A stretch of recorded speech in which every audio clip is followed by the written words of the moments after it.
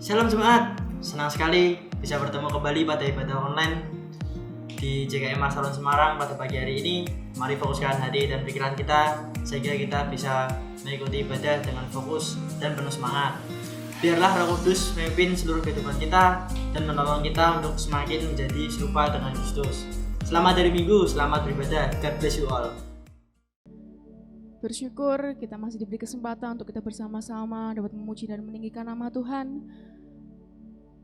Engkau Allah kami yang baik, Engkau Allah kami yang setia. Kami bersyukur Tuhan, kami berterima kasih buat setiap berkat dan anugerah-Mu dalam hidup kami yang tidak pernah ada habisnya Tuhan. Kami percaya penyertaan-Mu nyata dan selalu ada bersama dengan kami kemanapun kami pergi dan melangkah Tuhan. Dan hari ini kami mau berikan yang terbaik untuk kemuliaan nama-Mu, dari kedalaman hati kami, dari kesungguhan hati kami Tuhan. Sebab Engkau Allah kami satu-satunya yang selalu mengerti setiap persoalan dalam hidup kami. Terima kasih Bapa, terima kasih Yesus.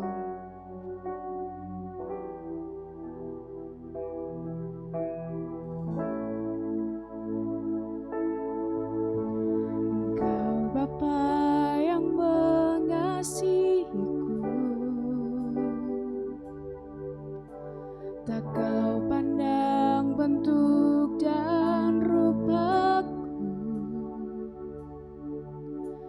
Engkau mengasihiku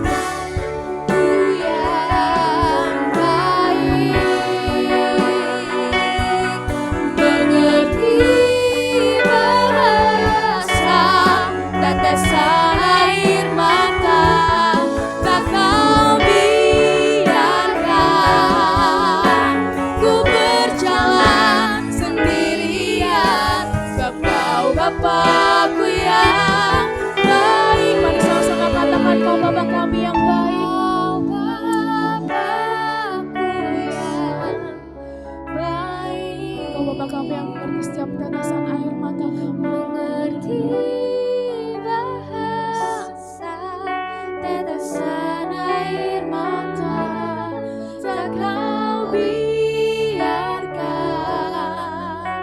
ku berjalan sendirian, sebab kau Bapakku yang baik. Kau Bapakku yang baik, mengerti bahasa tetesan air mata, tak kau biarkan ku berjalan sendirian, sebab kau Bapakku yang baik. Kau sungguh baik, sebab kau Bapakku yang baik, sebab kau Bapakku yang baik,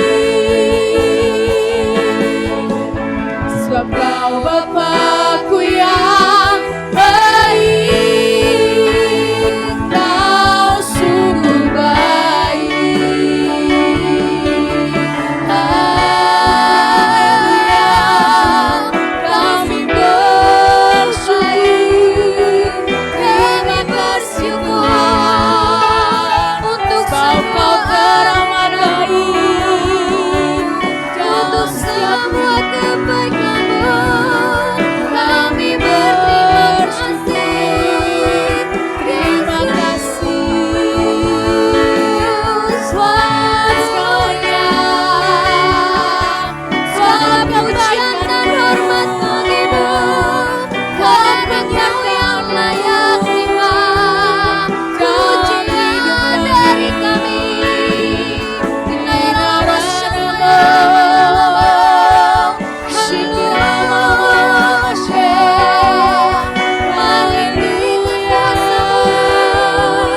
Mari berikan kepadamu menjadi anak-anakmu. Haleluya, Kau yang layak disembah, Kau yang layak ditinggikan. Haleluya Tuhan, terima kasih Yesus, terima kasih Tuhan buat semua aksi-Mu, kasih yang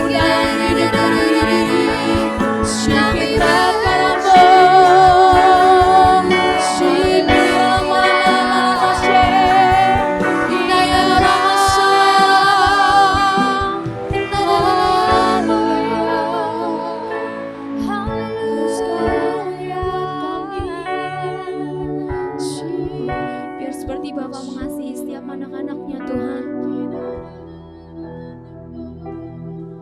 demikianlah Engkau mengasihi setiap kami. Bagaikan biji mata-Mu Tuhan yang Engkau jaga, yang Engkau lindungi Tuhan. Terima kasih Yesus. Kami mau deklarasikan Tuhan, Engkau satu-satunya Bapa dalam kehidupan kami, Engkau Tuhan dalam kehidupan kami, dan kami mau tinggikan Engkau lebih lagi Tuhan.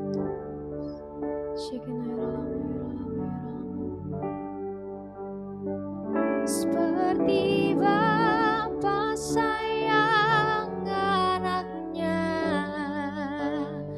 demikianlah Engkau mengasihiku.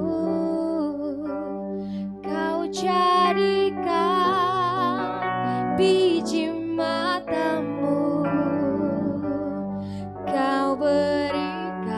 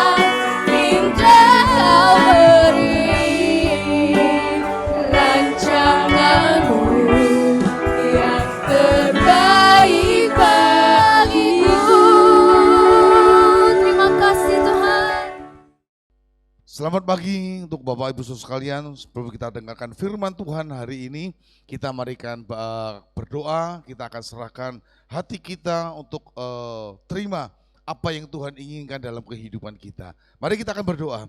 Tuhan Yesus, terima kasih untuk hari ini, hari yang indah, di mana Engkau memberkati dalam kehidupan kami dengan hari yang baru, dengan berkat yang baru. Dan kalau sebentar kami akan belajar firman-Mu, Roh Kudus ajar kami, untuk kami boleh mengerti arti firman-Mu dalam setiap langkah kehidupan kami. Kami percaya Tuhan, Engkau punya rancangan yang indah atas hidup kami. Oleh sebab itu kami mau duduk diam, dekat kaki-Mu, kami mau belajar akan firman-Mu, kami akan dengar. Ajar kami untuk kami boleh mengerti firman-Mu. Terima kasih, kami serahkan semua ke dalam tangan-Mu, di dalam nama Tuhan kami Yesus Kristus. Kami berdoa dan mengucapkan syukur. Haleluya. Amin. Baik saudara, hari ini kita akan belajar tetap dipimpin oleh Roh Kudus temanya. Cuman hari ini adalah dipimpin Roh Kudus di dalam cara berpikir kita. Pikiran kita ini kita serahkan untuk Tuhan. Supaya Tuhan bekerja dalam kehidupan kita melalui pikiran kita. Kenapa? Hari ini saya bawa temanya adalah dipimpin Roh Kudus dalam pikiran kita. Karena saudara tahu, pikiran ini adalah medan peperangan yang paling berat. Ya, saya lihat dari kehidupan kita hari lepas hari, iblis bekerja saat ini melalui apa? Melalui pikiran. Ya, orang pada memikirkan hal-hal yang negatif. Dan kalau pikiran itu sudah menyerang, manusia kebanyakan jauh dari Tuhan. Oleh sebab itu Tuhan, saudara, mari kita akan belajar firman Tuhan. Kita akan buka di 1 Korintus pasalnya yang kedua. 1 Korintus pasalnya yang kedua, ayatnya yang ke-12 sampai dengan yang ke-16. 1 Korintus 2 ayat 12 sampai 16. Kita tidak menerima roh dunia, tetapi roh yang berasal dari Allah, supaya kita tahu apa yang dikaruniakan Allah kepada kita. Dan karena kami menafsirkan hal-hal rohani kepada mereka yang mempunyai roh, kami berkata-kata tentang karunia-karunia Allah dengan perkataan yang bukan diajarkan kepada kami oleh hikmat manusia, tetapi oleh roh. Tetapi manusia duniawi tidak menerima apa yang berasal dari roh Allah, karena hal itu baginya adalah suatu kebodohan, dan ia tidak dapat memahaminya, sebab hal itu hanya dapat dinilai secara rohani. Tetapi manusia rohani menilai segala sesuatu, tetapi ia sendiri tidak dinilai oleh orang lain. Sebab siapakah yang mengetahui pikiran Tuhan sehingga ia dapat menasihati dia? Tetapi kami memiliki pikiran Kristus. Nah saudara, Tuhan memberikan kepada kita apa? Roh, bukan roh duniawi, tetapi roh yang berasal dari Allah. Supaya kita tahu apa yang dikaruniakan Allah kepada kita. Nah saudara, kita ini sudah terima yang namanya Roh Kudus dalam kehidupan kita. Ya, diberikan kepada kita untuk apa? Memimpin seluruh keberadaan kehidupan kita. Kenapa seperti itu? Karena kita mau tahu saudara, kalau orang yang dipimpin roh Allah itu adalah anak Allah. Coba kita buka satu lagi. Roma pasalnya yang ke-8, ayatnya yang ke-14 sampai ke-15. Apa yang firman Tuhan katakan? Roma 8 ayat 14 sampai dengan 15. Semua orang yang dipimpin roh Allah adalah anak Allah. Sebab kamu tidak menerima roh perbudakan yang membuat kamu menjadi takut lagi, tetapi kamu telah menerima roh yang menjadikan kamu anak Allah. Oleh roh itu kita berseru, ya Aba, ya Bapa. Nah, apa yang dipimpin, siapa yang dipimpin oleh roh Allah adalah anak-anak Allah. Kita tidak menerima roh perbudakan. Ya, berapa minggu yang lalu sudah saya sampaikan, kita tidak menerima roh perbudakan. Ya, tapi roh damai sejahtera. Nah, saudara, kita mau lihat di dalam kehidupan kita ini, apa yang harus kita kerjakan, apa yang harus kita lakukan. Kalau roh itu ada dalam hidup kita, kenapa kita tidak selalu serahkan dalam kehidupan kita untuk Tuhan? Roh Kudus tanya sama Roh Kudus, Roh Kudus ini bagaimana? Apa yang harus kita kerjakan? Apa yang harus aku lakukan? Memang saudara, dunia tidak bisa terima loh, saya katakan. Dunia tidak bisa terima roh itu. Jadi kadang kita lihat Sesuatu yang kita kerjakan setelah kita terima Roh Kudus, itu adalah kebodohan buat manusia, buat dunia. Bener enggak? Loh contoh saudara, kita minggu ibadah aja lah. Itu orang dunia katakan apa? Kamu 1 minggu sudah kerja, dari pagi sampai sore, pagi sampai sore. Minggu itu jamnya istirahat. Kenapa kamu masih pakai untuk ibadah? Benar sudah? Ini banyak teman-teman saya yang dulu enggak mendukung saya. Kenapa saudara? Karena pikirnya begini, kita Sabtu malam minggu sudah main, ya. Minggu pagi saya harus bangun pagi, jam 6 waktu itu ibadah, harus berangkat pagi. Ya. Teman-teman saya katakan, jadi akhirnya apa saudara? Saya enggak ikut pada waktu Sabtu malam minggu, saya enggak ikut main mereka. Karena mereka kalau main sampai jam 12 malam, jam 3 malam, sampai jam 1 malam. Akhirnya saya pulang duluan karena saya katakan saya besok beribadah. Teman-teman katakan apa? Bodoh. Jadi ibadah saja untuk orang dunia dikatakan bodoh. Pelayanan. Di dalam kehidupan saya, saudara, saya berikan contoh untuk hidup saya aja, saudara. Saya melayani di desa-desa. Dan desa-desa itu kebanyakan, saudara, susah dijangkau oleh mobil. Ya, bahkan ada satu desa di mana saya kalau naik mobil bukan jeep, saudara, ya mobil-mobil komersil biasa, ya kayak Suzuki Carry, Daihatsu, itu untuk naik susah. Kenapa? Karena jalannya lumpur, saudara. Jadi kami harus turun, tim harus turun, dorong mobil sampai ke atas. Naik, badan kotor semua. Bahkan saya khotbah dengan pakaian yang kotor dengan lumpur. Karena waktu itu hujan. Orang-orang katakan apa? Bodoh. Kenapa? Kok mau-maunya seperti itu? Susah untuk masuk ke daerah itu, ya.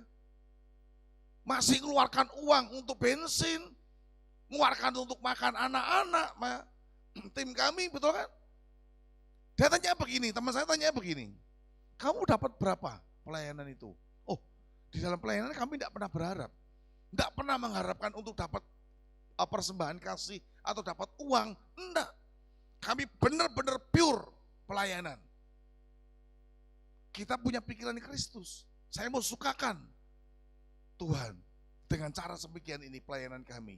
Apa yang kami punya, tenaga, ya, apa yang kami punya mobil, apa yang kami punya uang, kami berikan untuk melayani Tuhan. Orang dunia katakan apa? Bodoh. Satu kebodohan. Ngerti saudara? Ibadah dikatakan bodoh, pelayanan dikatakan bodoh. Apalagi yang namanya persembahan. Ayo saudara, perpuluhan. Banyak enggak orang katakan hal seperti ini, kita lakukan ini bodoh. Tapi kalau kita punya Roh Kudus dalam hidup kita, pikiran kita serahkan oleh Roh Kudus, dipimpin oleh Roh Kudus, saya percaya segala sesuatu yang kita kerjakan, orang dunia katakan bodoh, tapi itu semua benar di hadapan Tuhan. Amin. Ini saudara, bisa enggak kita kerjakan? Bisa enggak kita lakukan? Memang saudara, saya katakan sekali lagi, dunia, firman Tuhan katakan apa? Dunia enggak bisa terima Roh Kudus itu. Dunia enggak bisa terima ini. Kenapa? Karena semua bertentangan. Kasihilah musuhmu. Ayo saudara, ini bertentangan enggak? Kasihilah orang yang mengasihi kamu, itu gampang. Cintailah orang yang mencintai kamu, itu gampang. Tapi firman Tuhan katakan apa? Kasihilah musuhmu seperti engkau mengasihi dirimu sendiri. Ini hal yang bodoh, saudara. Jika engkau ditampar pipi kiri, berikan pipi kananmu. Ini hal yang bodoh.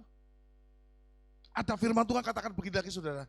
Terlebih berkat memberi daripada menerima. Ini tidak ketemu. Kalau kita pikir pakai pikiran dunia, orang memberi kok terberkat, diberkati dari mana? Tapi ini firman Tuhan. Kalau kita punya pikiran Kristus dan kita dipimpin oleh Roh Kudus, kita lakukan hal itu. Itu adalah satu kebenaran. Makanya saya katakan saudara, kita ingat dulu, benar dan kebenaran itu bedanya tipis. Ya, benar dan kebenaran bedanya tipis secara dunia. Kenapa?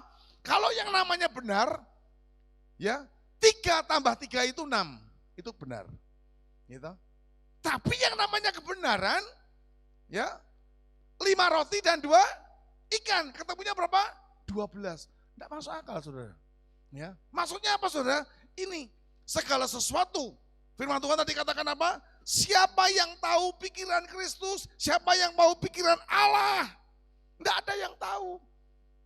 Tapi izinkan hidup kita ini dipimpin oleh Roh Kudus.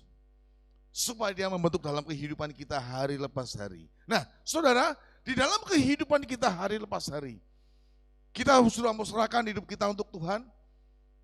Kita berikan pikiran kita untuk dipimpin oleh Roh Allah, yaitu Roh Kudus. Ya, kita mau dibawa kemana? Kita jalani aja. Kita ikutin aja, saudara. Ya, nah sekarang ada ciri-cirinya, saudara. Ciri-cirinya orang yang sudah atau orang yang dipimpin oleh Roh Kudus, pikiran yang pertama, ya, dipimpin oleh Roh Kudus, pikiran yang pertama adalah apa, saudara? Jangan khawatir, jangan takut. Orang yang dipimpin Roh Kudus, saya katakan, menghadapi kehidupan kayak begini, zaman kayak begini, saudara, saya katakan Anda tidak pernah khawatir, Anda tidak pernah takut. Ya, sekalipun beritanya menggemparkan, saudara, beritanya menakutkan, ya, mau keluar takut, enggak keluar bosen di rumah. Saya katakan jangan takut, jangan khawatir, ya, lakukan. Kalau memang perlu, saya katakan kalau memang perlu. Saat ini karena pandemi, saudara, Anda harus keluar rumah, tapi pakai protokol yang ada. Apa, saudara? Masker, sering cuci tangan, jauhi kerumunan, ya, jauhi pasar. Itu, saudara, bisa enggak ini Anda lakukan? Kalau Anda bisa lakukan, jangan takut, saudara. Maka dari saya katakan apa, saudara? Hidup dipimpin oleh Roh Kudus. Bangun tidur, berdoa. Jangan bangun tidur terus mandi. Tidak lupa menggosok gigi, ya kan? Tapi bangun tidur berdoa. Gitu. Berdoa, baca firman, mandi. Ya, baru Anda mau pergi-pergi. Itu yang harus kita kerjakan hari lepas hari. Pimpinan Roh Kudus ada dalam hidup kita. Jangan takut, jangan khawatir. Mari kita buka ayatnya, saudara. Lukas, pasalnya yang ke-12, ayat yang ke-22. Lukas 12 ayat yang ke-22. Yesus berkata kepada murid-muridnya, "Karena itu aku berkata kepadamu, janganlah khawatir akan hidupmu, akan apa yang hendak kamu makan, dan janganlah khawatir pula akan tubuhmu, akan apa yang hendak kamu pakai." Nah, saudara, Yesus katakan apa? Jangan khawatir. Ya, karena aku berkata kepadamu, jangan khawatir akan hidupmu, akan apa yang hendak kamu makan, jangan khawatir apa yang pula dalam tubuh akan tubuhmu, akan apa yang kamu pakai. Maksudnya begini, saudara. Ini firman Tuhan menjelaskan, di dalam kehidupan kita takut tubuh kita ini ada apa-apa. Ya, jangan khawatir. Kalau sekali lagi saya katakan, kalau kita punya pikiran yang dipimpin oleh Roh Kudus, Anda tidak pernah takut. Kenapa, saudara? Karena ketakutan itu, saudara lihat, saudara, ketakutan yang ada dalam pikiran kita, ya, ketakutan yang ada dalam pikiran kita masuk dalam hati, membuat tubuh kita ini tidak baik semuanya, saudara. Firman Tuhan katakan apa? Hati yang gembira adalah obat yang manjur, obat yang manjur. Ngerti, saudara?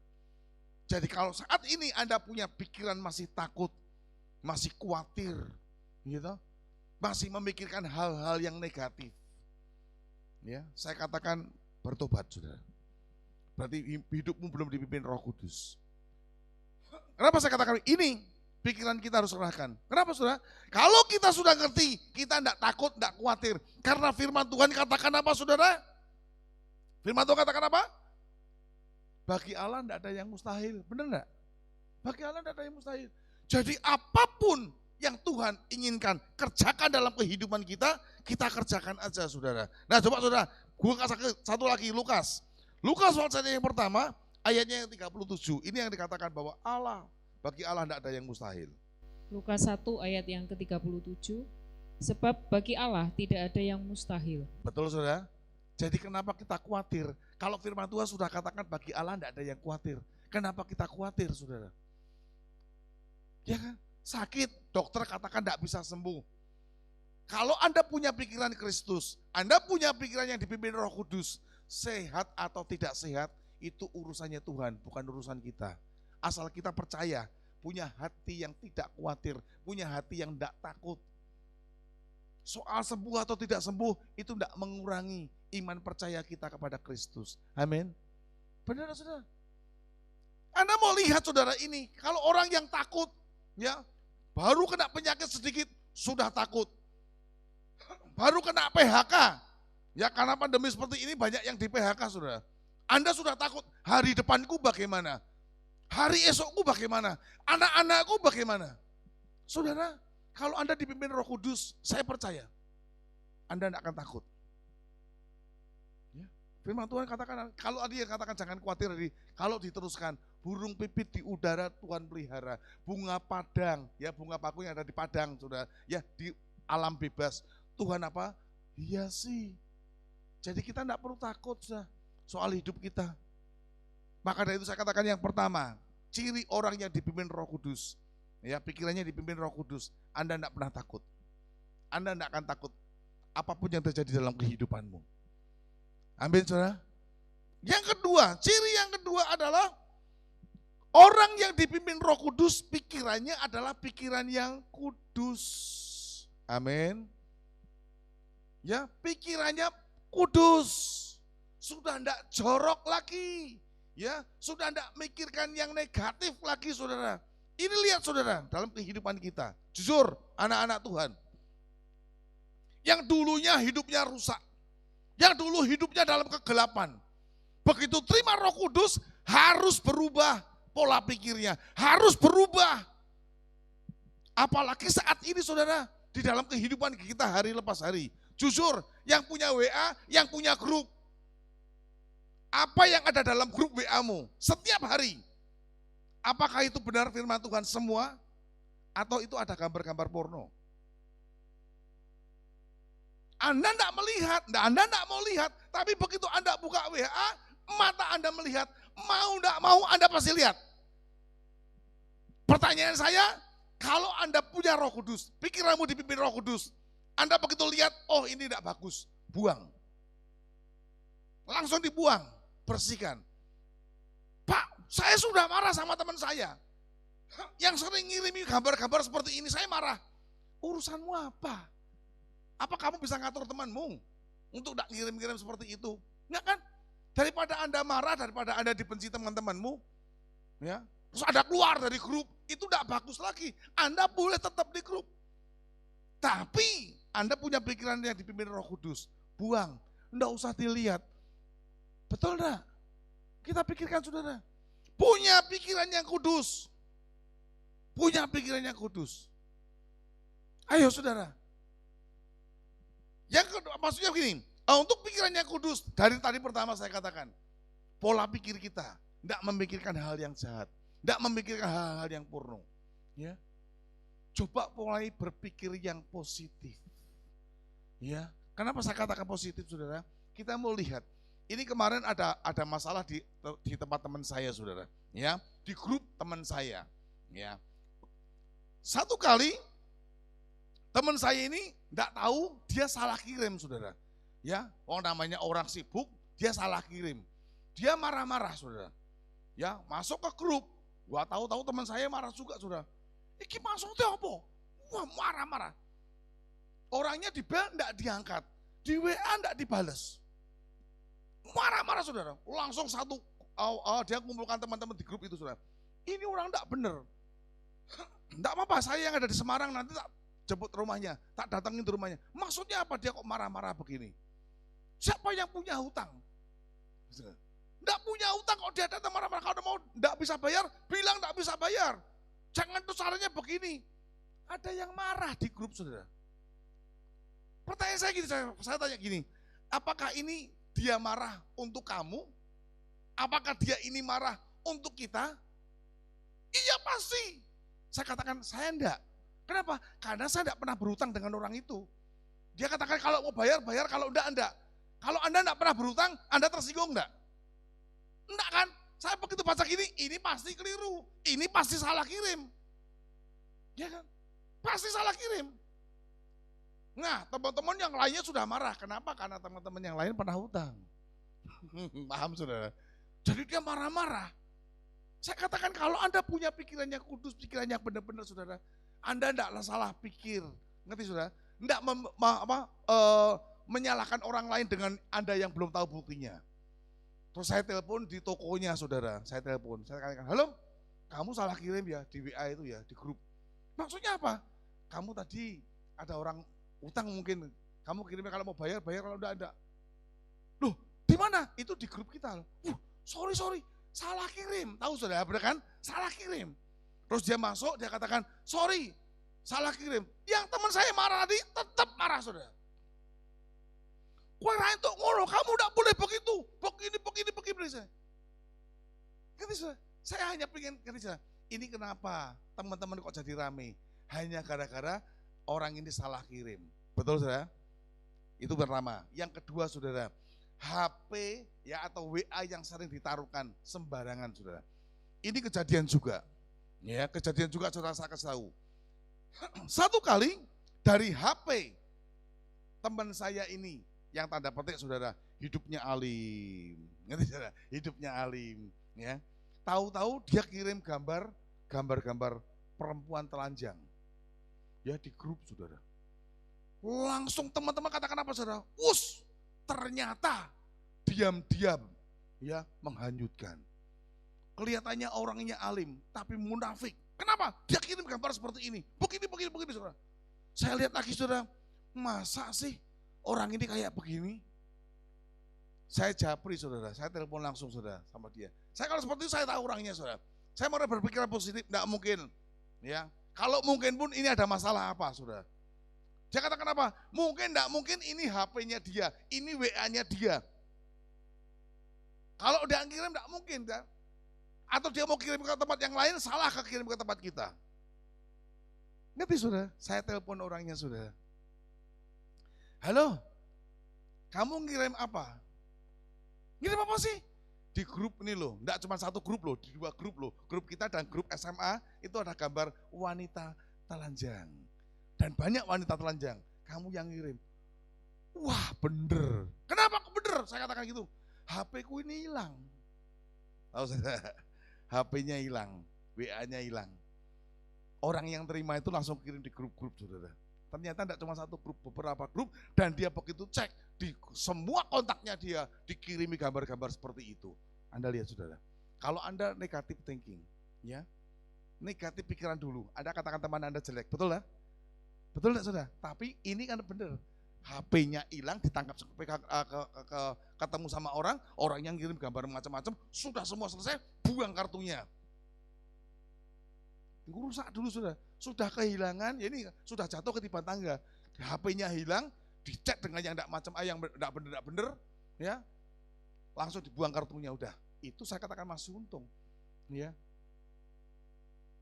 Kalau enggak dipakai kontak kita untuk cari yang macam-macam, betul kan saudara?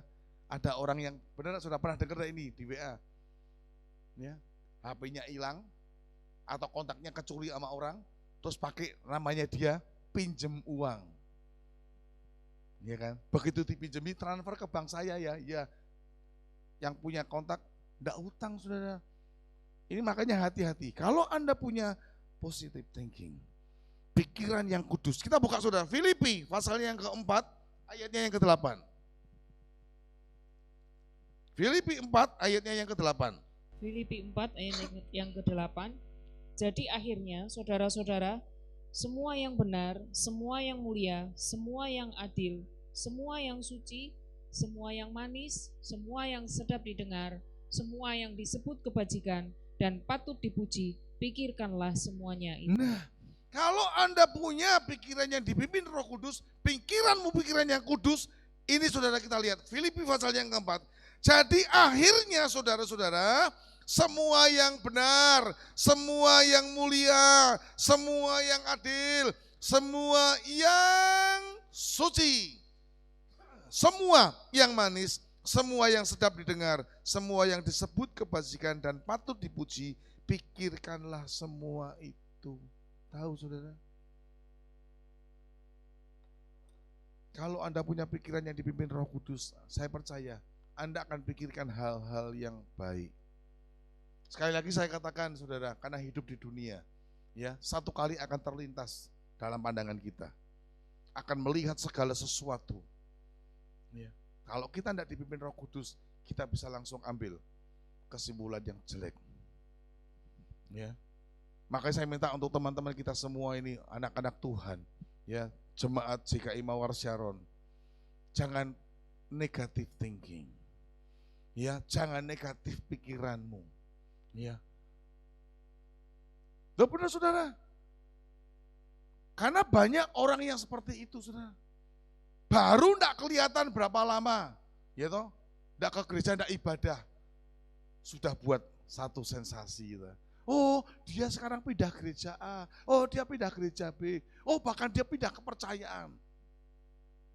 Saudara, saya katakan begini, isu itu ada, tapi masalahnya begini, kembalikan kepada Anda masing-masing. Kalau pikiranmu negatif, keluarlah kata-kata apa? Kata-katamu apa? Negatif, pasti. Kalau pikiranmu negatif, keluar kata-kata negatif. Dalam hatimu sih yang negatif. Pertanyaannya begini, siapa yang rugi? Siapa yang rugi? Kita kan? Nah untuk apa kita datang beribadah? Saudara lihat ini akhir zaman saudara. Kalau kita enggak mau pikiran kita dipimpin Roh Kudus, hidup kita hancur, ya sia-sia kita beribadah. Apa benar saudara? Lebih baik Anda datang ke tempat orang yang Anda enggak suka. Anda langsung ngomong, saya seperti ini, seperti ini, seperti ini. Jadi mohon maaf, saya ada sesuatu yang pakai begini, saya ambil tindakan seperti ini. Jujur saudara. Jujur, nah itu saudara. Daripada Anda berpikir yang neko-neko, berpikir yang macam-macam, dan bahkan berpikir yang jahat. Ngerti saudara? Seringkali saya katakan kepada Anda kan, saya sudah khotbah di tempat ini berapa kali, saya katakan apa pada Anda? Banyak orang yang berpikiran negatif. Dan saya pun sering kali dipikirkan yang negatif. Saya marah, enggak, ya sudah terserah. Kenapa saudara? Kalau orang sudah ngomong soal negatif soal saya mau benarkan itu loh saudara. Kalau dia masih ngomong terus, akan dia akan ngomong. Kalau saya katakan biar, mereka akan lihat masing-masing. Ngerti saudara? Cuma saya berikan kepada Anda, kalau Anda benar-benar hidup dipimpin Roh Kudus, pikirkan hal yang positif, hal yang kudus. Yang ketiga saudara, kalau kita ciri orang yang dipimpin Roh Kudus, kuasai Roh Kudus pikiran kita, ya kita punya pikiran yang seperti Kristus. Ngerti saudara? 1 Korintus pasal yang kedua ayat yang ke-16. Kita ambil yang B aja. 1 Korintus 2 ayat yang ke-16b. Tetapi kami memiliki pikiran Kristus. Nah, ngerti saudara? Tetapi kami memiliki pikiran Kristus. Apa tuh yang dipikirkan Kristus? Kristus memikirkan menyukakan hati Bapa. Betul? Iya kan? Kristus tidak pernah dendam sama orang. Kristus tidak punya sakit hati sama orang. Ayo, kalau kita punya pikiran seperti Kristus, ya, kita tidak akan mudah marah. Kita tidak akan ada pertikaian dalam kehidupan kita. Tidak ada pertengkaran. Kenapa? Karena Kristus ingin menyukakan hati Bapa. Ngerti saudara? Kita bisa enggak? Bisa, saya katakan bisa.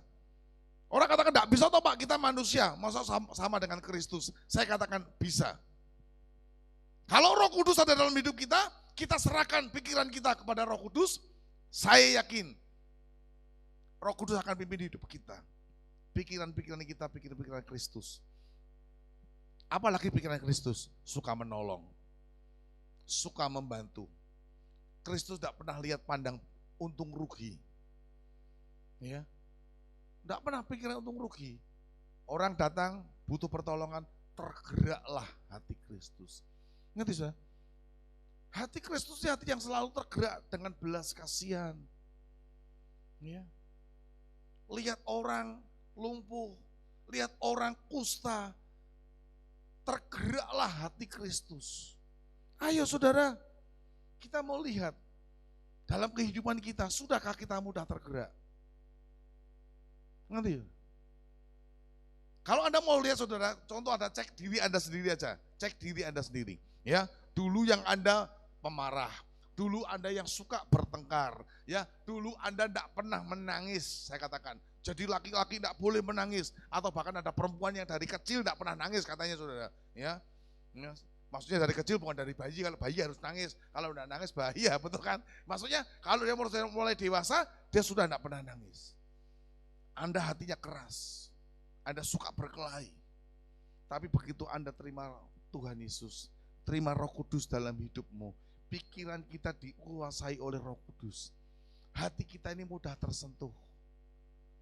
Ngerti saudara? Lihat orang ya nggak bisa jalan di pinggir jalan, dia harus pakai kursi roda, nggak punya kursi roda. Anda mau tahu, papan hanya dikasih laker, tahu saudara laker itu ya, lacesnya sepeda motor itu kasih untuk bisa gelundung yang penting. Lihat saudara, kita lihat begitu aja langsung terenyuh hati kita. Kasihan, maunya kita memberi. Kalau Anda lakukan itu berhenti, Anda beri uang. Pak maaf, kami ada berkat, kasihkan orang itu. Cuma saat ini banyak orang yang tidak mau, kenapa? Karena banyak yang tertipu. Ya kan, kakinya tidak putus, ditekuk, dimasukkan ke celana, dia pakainya kursi seperti itu, dia berjalan hanya untuk cari uang. Begitu sore pulang, dia jalan kaki, saudara. Itu ada memang, tapi saya katakan, kalau Anda dipimpin Roh Kudus, Anda pasti bisa membedakan, orang ini benar-benar butuh atau tidak. Betul-betul saudara? Jujur saudara, Anda akan mudah, bukan gembeng saudara saya ya, saya katakan bukan cengeng ya, tapi mudah tergerak hati kita, aduh dengan belas kasihan. Itu pikiran kita dipimpin Roh Kudus masuk dalam hati kita. Kalau sudah dalam hati kita tindak, lakukan sesuatu untuk orang itu. Coba saudara kita buka lagi. Efesus pasal yang keempat ayat 23. Efesus 4 ayat 23. Supaya kamu diperbarui di dalam roh dan pikiranmu. Nah, supaya kita diperbaharui dalam roh dan pikiran kita. Kalau kita punya pikiran Kristus, diperbaharui oleh roh dan pikiran kita. Ngerti saudara? Dalam roh dan pikiran kita maksudnya. Ya. Supaya apa? Supaya balik lagi saya kembalikan. Pikiran kita seperti Kristus. Cukup saudara? Ini yang keempat, yang ketiga saudara. Masih ada satu lagi. Tapi pertanyaan saya sebelum saya lanjutkan satu lagi atau ciri satu lagi. Saya mau tanya kepada Bapak Ibu Saudara sekalian, semua yang mendengarkan. Masih adakah kepahitan dalam hidupmu? Masihkah ada kebencian dalam hidupmu? Kalau Anda masih benci seseorang, saya katakan Anda belum punya pikiran Kristus, pikiran yang ketiga. Kristus tak pernah benci, sudah. Dia dihina kayak apa? Dia disalib, orang lewat ngejek, orang lain dia tolong, tapi dirinya sendiri tidak bisa nolong. Yesus tetap rendah hati, saudara. Dia tetap diam. Semua orang yang lewat di bawah, orang yang lewat pada waktu Yesus pikul salib, itu kata-kata yang menyakitkan hati. Tapi Kristus tidak urusin semua. Kenapa? Karena Kristus mau menyukakan hati Bapa. Dan kita mau menyukakan hati Kristus. Amin. Benar saudara? Apa yang Yesus ajarkan? Mari kita kerjakan. Apa yang Yesus lakukan? Mari kita lakukan juga. Jangan ada kepahitan. Ngerti saudara? Apalagi dengan orang-orang yang terdekat. Maaf saudara, maaf yang pendengar. Apalagi Anda sakit hati dengan orang tuamu. Ini ingat saudara. Dengan orang lain aja tidak boleh. Apalagi dengan orang tuamu, mamamu. Anda sakit hati. Hanya karena salah perkataan dari orang tua.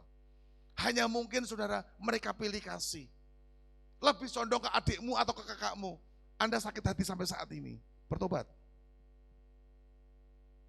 Ngerti saudara? Kristus dikayak begitukan saudara. Dia yang Tuhan, dia yang Raja. Dia diludahin, dia dicambuk, dia disuruh pikul salib, dia ditelanjangin. Untuk pikul salib naik ke Golgota. Saya lihat Kristus tidak pernah yang namanya sakit hati. Ya, saya pernah berpikir saudara, maaf ini hanya satu gambaran. Jika itu Kristus, itu Anda. Jika yang jadi Kristus itu Anda. Dengan pikiranmu saat ini saudara, pikirkan. Pada waktu Anda disalib, orang lewat, orang katakan begini, orang lain kamu tolong, kamu sendiri mana? Tidak bisa tolong dirimu sendiri. Kalau itu Anda kira-kira ada apa? Anda akan turun kan? Anda akan tunjukkan kan? Karena itu sifat kesombongan kita. Kita akan turun. aku sudah tidak disalib, aku bisa menyelamatkan diriku sendiri. Naik lagi, salib lagi saudara. Mungkin kayak begitu. Betul kan? Tapi Kristus enggak. Dia enggak punya kesombongan, dia enggak punya sakit hati. Karena apa? Karena Kristus ingin menyukakan hati Bapa. Amin saudara. Ayo, saya katakan kepada Anda. Kalau Anda enggak punya sakit hati, Anda bisa katakan, saya enggak pernah Pak punya sakit hati. Kepada siapapun juga, tidak punya sakit hati. Balik saya kepada Anda. Tanyakan kepada Anda, pernahkah Anda menyakiti hati orang lain?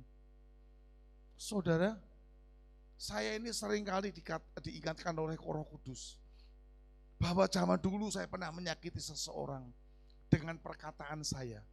Tapi saya cari orangnya tidak pernah ketemu, tidak tahu di mana juga. Ngerti? Saya tidak sengaja. Rasa saya, hati saya ngomongnya benar. Ngerti saudara? Ngomongnya benar, ternyata di akhir-akhir ini Roh Kudus ingatkan, perkataanmu seperti ini, itu menyakitkan orang lain. Wes, iya, saya harus minta maaf. Tapi kepada siapa orangnya tidak ketemu, saudara. Saya katakan Tuhan ampuni, kalau saya pernah berbuat salah dengan perkataan saya yang dulu menurut saya itu tidak salah. Tapi setelah Roh Kudus ingatkan, perkataan saya itu menyakitkan orang lain. Contohnya, contoh saudara, contoh. Saya punya teman, baru dikenalkan, ya, teman itu teman baru, ya, teman baru dikenalkan. Tapi saudara, teman-teman saya yang memperkenalkan ini, dia katakan begini, "Sopo jenenge, namanya siapa sih?" Teman saya katakan gini, "Wes sebut wae Nyaedan." Tahu saudara, Nyaedan. Ya, nyonya gila maksudnya Nyaedan, bahasa Jawanya kan Nyaedan. Oh, Nyaedan. Oh, ya. Saya enggak tahu namanya, saudara, cuma katakan, "Oh, sebut wae Nyaedan." Ojo, nanti kalau saya panggil Nyaedan akan marah. Enggak. Katakan enggak. Nah, satu kali saya ketemu dengan teman saya. Teman baik sekali, saudara. Teman baik sekali. Lama enggak ketemu. Begitu ketemu, saudara, saya lihat anaknya mirip dengan teman saya dikenalkan baru tadi. Siapa namanya? Nyaedan. Saya enggak sengaja ngomong gini, anaknya persis ya, saya ngomong sama teman saya, anaknya persis Nyaedan ya. Saudara, pertanyaan saya, itu anaknya enggak apa-apa, anak masih kecil. Pertanyaannya, mamanya marah enggak kira-kira? Mamanya marah enggak? Marah. Betul enggak? Cuman waktu itu kan saya katakan, kenapa kok marah? Karena bener, mukanya mirip sama teman saya yang namanya Nyaedan. Betul saudara? Itu lama kejadian.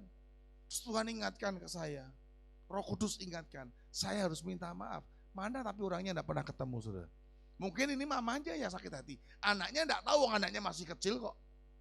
Iya toh? Mau dikatakan gila, mau dikatakan edan, ya enggak tahu anaknya masih kecil. Mamanya yang sakit hati. Padahal itu teman lama. Ngerti saudara?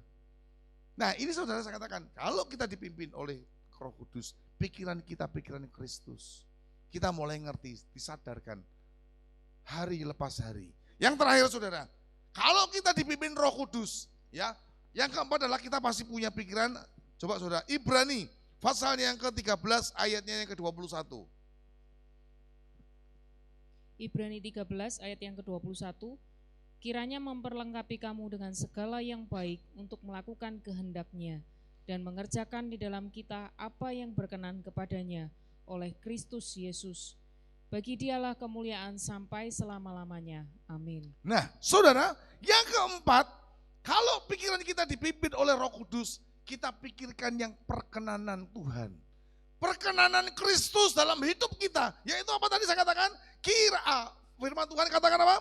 Kiranya memperlengkapi kamu dengan segala yang baik untuk melakukan kehendak-Nya dan mengerjakan di dalam kita apa yang berkenan kepadanya oleh Yesus Kristus. Bagi Dialah kemuliaan sampai selama-lamanya. Amin. Ngerti saudara? Yang keempat, kita pikirkan perkenanan Kristus. Berarti apa saudara? Kita akan pikirkan Roh Kudus, kita akan pikirkan Kristus, kita akan pikirkan siapa? Bapa di surga. Dengan apa? baca firman. Hari lepas hari. Ini kehendak Kristus, ini kehendak Bapa di surga. Pimpinan Roh Kudus yang akan mengertikan kita tentang Alkitab ini, saudara. Cari perkenanan Tuhan. Kalau tidak berkenan, jangan Anda lakukan. Tapi kalau itu berkenan, lakukan perkenanan Tuhan itu dalam hidup kita. Jangan pikirkan untung ruginya. Ngerti saudara? Jangan pernah kamu katakan khawatir akan hari esok. Ngerti saudara? Pikirkan hal ini semua. Kalau kita punya pikiran Kristus, kita mau lakukan benar-benar untuk kemuliaan nama Tuhan. Izinkan Roh Kudus pimpin hidup kita. Amin. Mari kita akan berdoa. Tuhan Yesus, terima kasih untuk hari ini. Engkau ingatkan kami kembali. Supaya pikiran kami ini dikendalikan oleh Roh Kudus. Supaya pikiran kami ini dipimpin oleh Roh Kudus. Mari Roh Kudus kuasai hidup kami. Kuasai pikiran kami. Buka hatimu. Terima Roh Kudus itu sungguh-sungguh. Izinkan dia bekerja atas hidup kita. Izinkan dia pimpin hidup kita. Sehingga pikiran kita ini dikuasai. Dipimpin oleh Roh Kudus. Sehingga kita tidak pernah takut, tidak pernah khawatir. Sehingga kita punya pikiran yang kudus. Dan kita punya pikiran seperti Kristus yang selalu mengasihi, mengampuni, melayani, memberkati. Dan kita punya pikiran yang berkenan, perkenanan Kristus dalam kehidupan kita. Kita cari perkenanan Kristus dalam kehidupan kita. Yang kita pikirkan adalah perkenanan Kristus dalam hidup kita. Terima kasih Tuhan Yesus, terima kasih. Kami percaya Tuhan, Engkau memberkati kami semua yang ada, yang mendengarkan firman Tuhan pagi hari ini, atau hari ini Engkau memberkatinya. Dan kami percaya kasih anugerah-Mu Engkau curahkan melimpah atas kehidupan mereka semua. Terima kasih Tuhan, terima kasih. Dan kami akhiri ibadah kami hari ini ke dalam tangan-Mu. Kami mengangkat kedua tangan kami, karena kami percaya Engkau sudah sediakan berkat untuk kami boleh terima dan kami boleh bawa dalam kehidupan kami hari lepas hari. Saudara kekasih, terimalah berkat yang datangnya dari Allah Bapa, kasih setia dari Tuhan kita Yesus Kristus, dan persekutuan bersama dengan Roh-Nya yang kudus menyertai hidupmu sejak hari ini sampai selama-lamanya. Haleluya. Amin. Puji Tuhan, Tuhan memberkati.